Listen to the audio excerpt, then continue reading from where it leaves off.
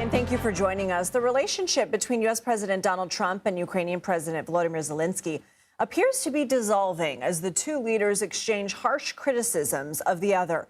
It started with President Trump appearing to accuse Ukraine Tuesday of starting the war with Russia. But today I heard, oh, well, we weren't invited. Well, you've been there for 3 years. You should have ended it 3 years. You should have never started it. You could have made a deal. Zelensky responded to that comment, accusing President Trump of, quote, living in a disinformation space. Then on Wednesday, President Trump posted on Truth Social calling Zelensky a dictator. The comment was met with mixed reactions from Republican lawmakers. President Trump just called Zelensky a dictator. Your reaction? I don't agree. Is it wise to criticize Zelensky? I'm not going to get into the tactics. I'm not going to get into the tactics. President Trump's going to be able to deliver it. He understands what the stakes are. I would like to see that in context because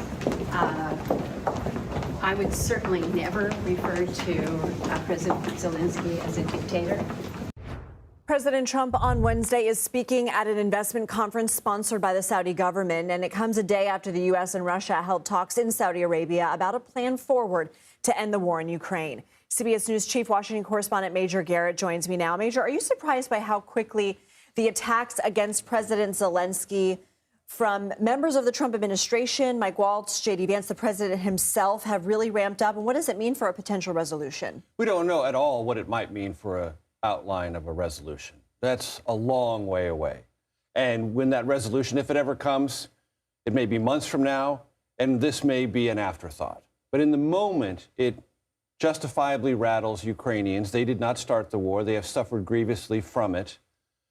They're not the provocateur here. They didn't provoke Russia to attack. Russia decided to attack a sovereign country militarily, thought it would win the war within a matter of weeks. It's now ground on for 3 years. That's testament to the courage of the Ukrainians and the mismanagement of the Russian military.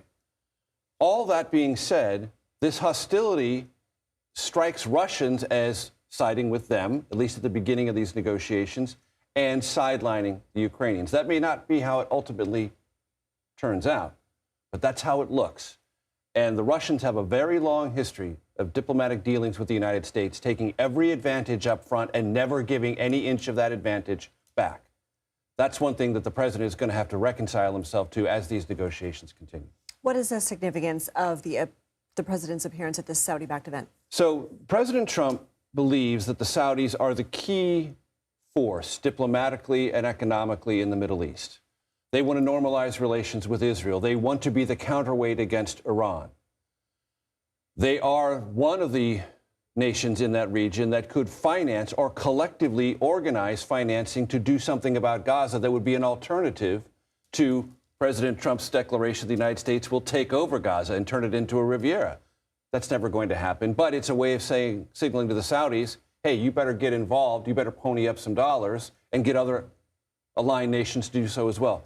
President Trump believes almost all of those things that he cares about in the region flow through Saudi Arabia. It's worth pointing out that Saudi Arabia has, to put it charitably, a mixed record on human rights, as does Russia. And right now, the alignment of this administration soft pedals human rights violations, dictatorial conduct in Saudi Arabia and in Russia, because the larger aims for President Trump don't really weigh that as heavily as the Biden administration did. We're going to keep ping-ponging topics as we do every day because there is news coming at us full speed. We know the Department of Transportation Tuesday is calling for the cancellation of New York City's congestion pricing. And you mentioned this at the beginning of America Decides. This is not just a New York City thing. This is a national thing. Many cities have been watching what New York City does with this congestion pricing, charging people more for going into a certain area in the heart of the city. The president, in response, he posted, congestion pricing is dead. Manhattan and all of New York is saved. Long live the king. And the White House reposted it with this image. Shocking, certainly. What is your reaction? The image speaks for itself. And is that trolling? Is that just to make people who don't like the idea of a king in America freak out and get overreacting, which is a typical Trumpian troll? I'll let everyone else figure out what that means and whether or not the history of this country is comfortable with a king. Short answer, no, it's not. This issue, though, is of significance because lots of cities have tried to figure out what is the best mechanism to reduce traffic, to increase safety both for vehicles and pedestrians, and do you have to charge people more to change their commuting habits? This was an outgrowth of 5 years of study and lots of regulatory back and forth. It was finally approved, and with one fell swoop, the President of the United States eradicated that. There will be legal challenges to it, but I think the biggest takeaway is this idea, this puffing out of the chest of, I can do it by myself.